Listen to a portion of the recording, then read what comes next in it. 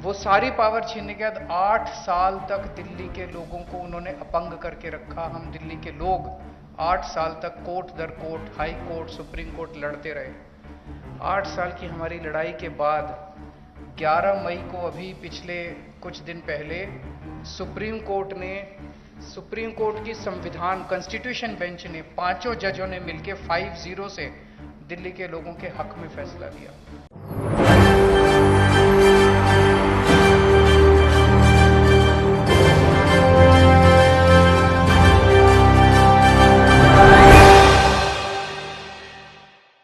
नमस्कार, SP9 news में आपका स्वागत है। मैं नाज़मीन खान।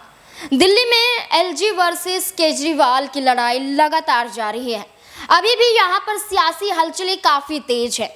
दिल्ली के मुख्यमंत्री अरविंद केजरीवाल अपनी बातों पर अड़े हुए हैं, तो वहीं VK सक्सेना जो उपराज्यपाल हैं वो भी अपनी बातों पर अड़े हुए हैं।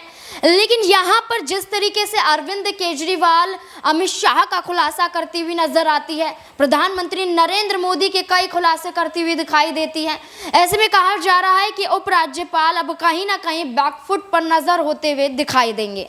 ऐसे में आपको ये बता दें कि जो सुप्रीम कोर्ट में मामला चल रहा था, वहां से अब अरविंद केजरीवाल को एक नई उम्मीद जगती हुई नजर आ रही है, क्योंकि सुप्रीम कोर्ट में अधिकारों को लेकर एक याचिका दाखिल की गई थी, जिस याचिका दाखिल के बाद यहां पर आम आदमी पार्टी ने उम्मीद जताई थी कि यहां पर उनके अधिकार उनको वापस मिल जाएं, जिसमें तमाम दिल्ली में चुनी हुई सरकार के पास जो अधिकार होंगे वो यहां पर अरविंद केजरीवाल लेते हुए नजर आएंगे, उन पर फैसला लेने का अधिकार उनका होगा। तो ऐसे में सुप्रीम कोर्ट की तरफ से एक बड़ा फैसला सुना दिया जाता है, अरविंद केजरीवाल के अधिकारों को उनको सौंप दिया जाता है, और ऐसे में LG VK सक्सेना को एक फटकार लगाई जाती है, और साफ तौर पर यहाँ पर कानून व्यवस्था, लॉ एंड ऑर्डर और तमाम और चीज़ों को लेकर उन पर यहाँ पर कहा जाता है कि 3 कानून आपके पास होंगे, 3 अधिकार आपके पास होंगे। इसके अलावा आप यहाँ पर कोई भी एक्शन लेते हुए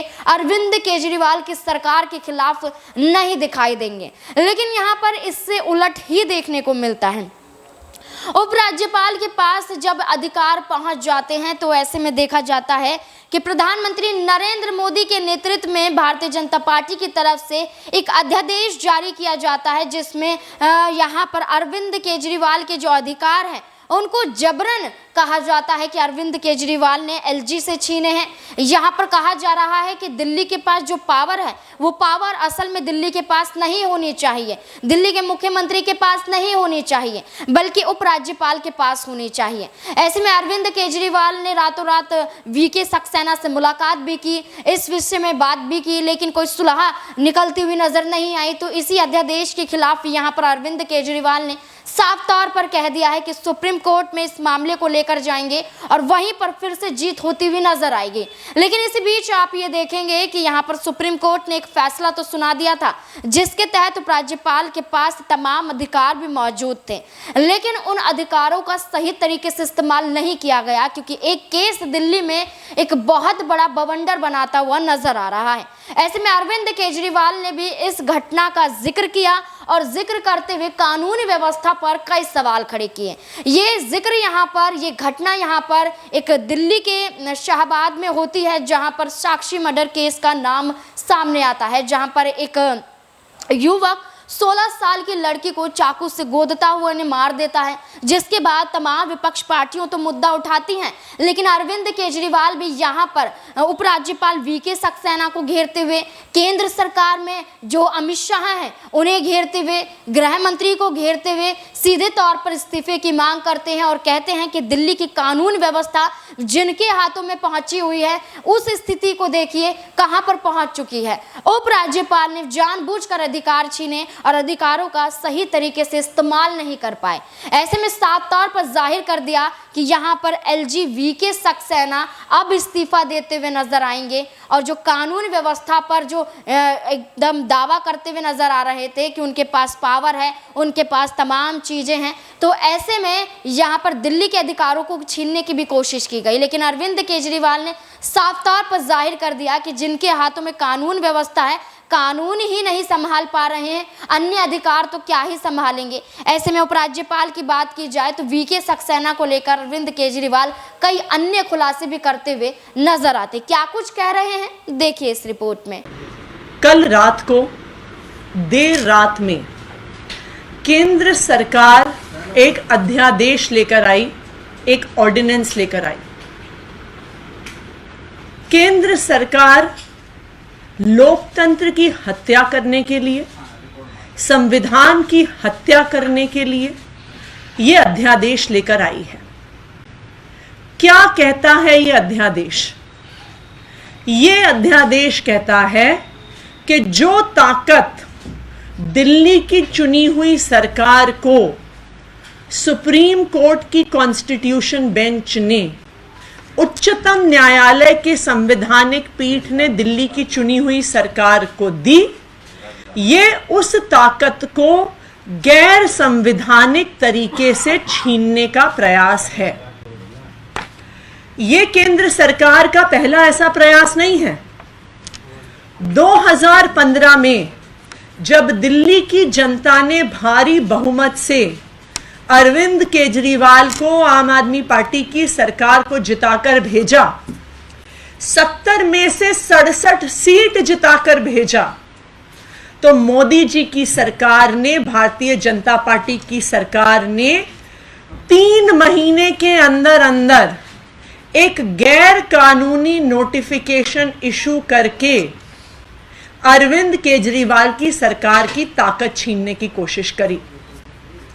मई 2015 में मोदी जी की सरकार ने एमएचए का एक नोटिफिकेशन इशू किया कि केजरीवाल सरकार के पास सर्विसेज की ताकत नहीं है, उनके पास अफसरों की ट्रांसफर पोस्टिंग की ताकत नहीं है, उनको भ्रष्ट अफसरों पर एक्शन लेने की ताकत नहीं है, उन्हें इनएफिशिएंट अफसरों को हटाने की ताकत नहीं है। ये ताकत केंद्र सरकार के पास है। 8 साल की कानूनी लड़ाई के बाद जो हाई कोर्ट, सुप्रीम कोर्ट के 2 संवैधानिक पीठों के आदेश के बाद 11 मई को सुप्रीम कोर्ट की कॉन्स्टिट्यूशन बेंच ने कहा कि केंद्र की सरकार का आदेश गलत था। सुप्रीम कोर्ट ने कहा कि ताकत दिल्ली की चुनी हुई सरकार के पास है। जो ये सुप्रीम कोर्ट का आदेश था जो 11 मई को आया है, ये क्या कहता है? ये कहता है कि दिल्ली की चुनी हुई सरकार के पास ताकत क्यों है। सुप्रीम कोर्ट ने कहा कि 3 संवैधानिक सिद्धांतों के आधार पर दिल्ली की चुनी हुई सरकार के पास ताकत है। पहला सिद्धांत, इस देश का संघीय ढांचा यानी federal structure of the constitution. Supreme court के आदेश ने कहा कि federal structure of the constitution के प्रिंसिपल के आधार पर किसी भी राज्य की सरकार की ताकत छीनी नहीं जा सकती है। कि अगर केंद्र सरकार को ही सारी ताकत देनी होती तो इस देश के संविधान निर्माता एक संघीय ढांचा क्यों बनाते? तो सबसे पहला सिद्धांत जो सुप्रीम कोर्ट ने रखा कि federal structure of the constitution से दिल्ली की चुनी हुई सरकार के पास ताकत है।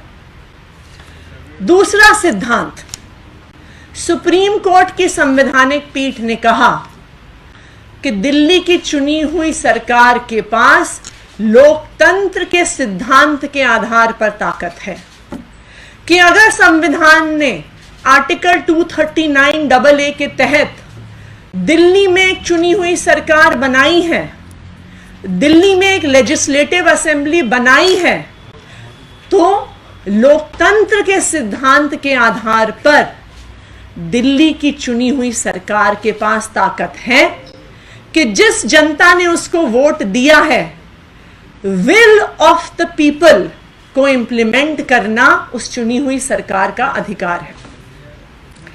तीसरा संवैधानिक सिद्धांत, सुप्रीम कोर्ट ने कहा कि अफसरों की चुनी हुई सरकार के प्रति जवाबदेही ये भी एक संवैधानिक सिद्धांत है और इसलिए जरूरी है कि दिल्ली की चुनी हुई सरकार के प्रति अफसरों की जवाबदेही हो, वरना चुनी हुई सरकार विल ऑफ द पीपल यानी जनता की इच्छा, जनता की राय को इंप्लीमेंट नहीं कर सकती है। तो सुप्रीम कोर्ट की संवैधानिक पीठ ने ये 3 सिद्धांतों के आधार पर, 3 संवैधानिक सिद्धांतों के आधार पर ये कहा कि दिल्ली की चुनी हुई सरकार के पास पूरी ताकत है। किस चीज की ताकत है? अफसरों की जवाबदेही की ताकत है, अफसरों की ट्रांसफर पोस्टिंग की ताकत है, भ्रष्ट अफसरों पर एक्शन लेने की ताकत है। सुप्रीम कोर्ट के इस आदेश का मतलब क्या हुआ, जिसे कहते हैं इन अ नटशेल, सुप्रीम कोर्ट के आदेश का मतलब यह हुआ कि अगर दिल्ली की जनता ने अरविंद केजरीवाल को चुन के भेजा है तो निर्णय लेने की ताकत अरविंद केजरीवाल के पास है। यह देश का संविधान कहता है। 3 विषयों को छोड़कर, लैंड, लॉ एंड ऑर्डर और पुलिस को छोड़कर, निर्णय लेने की सारी ताकत अरविंद केजरीवाल के पास है और एलजी साहब की बाध्यता है इन 3 विषयों के अलावा चुनी हुई सरकार के, अरविंद केजरीवाल के हर निर्णय को मानना। ये लोकतंत्र है। अरविंद केजरीवाल की मुहिम ये नहीं है कि यहाँ पर उपराज्यपाल को हटाया जाए। अरविंद केजरीवाल की मुहिम है कि यहाँ पर एक ईमानदार और निष्पक्ष रूप से फैसला सुनाने वाले उपराज्यपाल को यहाँ पर नियुक्त किया जाए। वीके सक्सेना की बात की जाए या इससे पहले अन्य राज्यपाल की बात की जाए, उपराज्यपाल की, तो ऐसे में देखा जाता है कि अरविंद केजरीवाल के विरुद्ध में ही दिखाई देते हैं। अब यहाँ पर उपराज्यपाल के रूप में वीके सक्सेना तो नियुक्त हैं, लेकिन केंद्र सरकार के इशारों पर काम करते हुए नजर आते हैं।